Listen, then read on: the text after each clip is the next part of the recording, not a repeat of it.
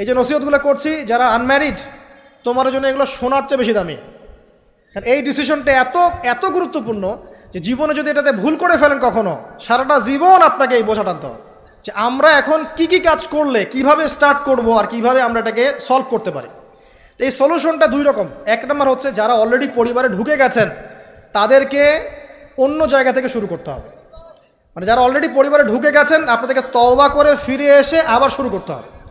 আর যারা পরিবারে এখনও ঢোকেন নাই, আপনারা এখনও সৌভাগ্যবান।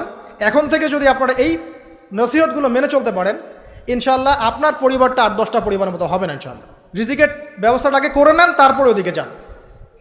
আপনার আপন ভাই হিসেবে আমি কথাগুলো বলছি, মনে করেন।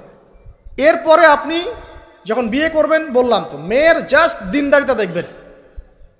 হ্যাঁ, এর উপর যদি সৌন্দর্য থাকে আলহামদুলিল্লাহ, বংশ ভালো হয় আলহামদুলিল্লাহ, মেয়ের অর্থ সম্পদ আছে আলহামদুলিল্লাহ। যদি এগুলোর কোনোটাও না থাকে, দিনদারিতা থাকে, জাস্ট ওটাকে দেখেন, আর কিছু দেখার দরকার নেই, কিচ্ছু দেখার দরকার নেই। এরপরে আরেকটা কথা বলতে ভুলে গিয়েছি যে আপনি এই লেভেলে যাওয়ার আগে নিজেও পবিত্র থাকার চেষ্টা করেন। আপনি নিজে জেনায় যায় না, নিজে পর্নে যায় না, নিজে হারাম অ্যাফেয়ার্সে যায় না। যদি আপনি যান তাহলে আল্লাহ পাক কিন্তু আপনাকে পবিত্র স্ত্রী নাও দিতে পারেন। এটাই আল্লাহ পাকের নীতি যে একজন পবিত্র মানুষ পায়। ঠিক আছে, যে যেমন আল্লাহ পাক তাকে তেমন মিলিয়ে দেন, এটা আল্লাহ পাকের একটা সুন্নাহ।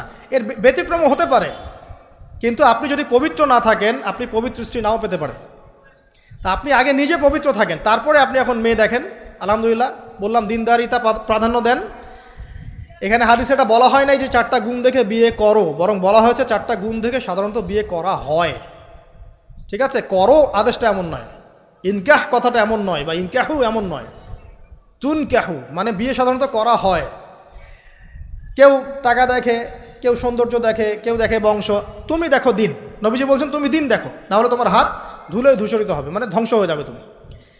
আর দিন দেখার ক্ষেত্রে শুধু বাইরের গেট আপটা যথেষ্ট নয়, তার পড়াশোনা দেখেন, তার হিস্ট্রি ঘাটবেন, তার অতীতে সে কোথায় কোথায় পড়াশোনা করেছে, কি করেছে, খোঁজ খবর নেবেন। হুট করে তাড়াহুড়া করে কোনো ডিসিশন নিয়ে ফেলবেন না, এটা খুব ভুল করে মানুষ। ঠিক আছে, তার হিস্ট্রি ঘাটেন যে সে কোথায় পড়াশোনা করেছে, কি করেছে না করেছে। তার পরিবারের বায়োডাটা ঘাটেন, তার পরিবারের সদস্যরা কেমন, নামাজ পড়ে কি না, তার ইসলামের প্রতি কেমন ধারণা পোষণ করে। তার মাকে দেখেন, তার মা পর্দা করে কি না, তার মা ইসলামের উপর আছে কি না। তার নানিকে দেখেন, তার পরিবারবর্গকে দেখেন, তারপর আপনি ডিসিশন নেওয়াটা সহজ হবে। এগুলোর চেয়ে ব্যতিক্রমও হতে পারে। ওই আজারের পরিবারে ইব্রাহিমের জন্ম হতে পারে, ফেরাউনের আন্ডারে আসিয়ার জন্ম হতে পারে, থাকতে পারে, কিন্তু এটা ব্যতিক্রম। নর্মালি কিন্তু সবসময় এমনটা হয় না।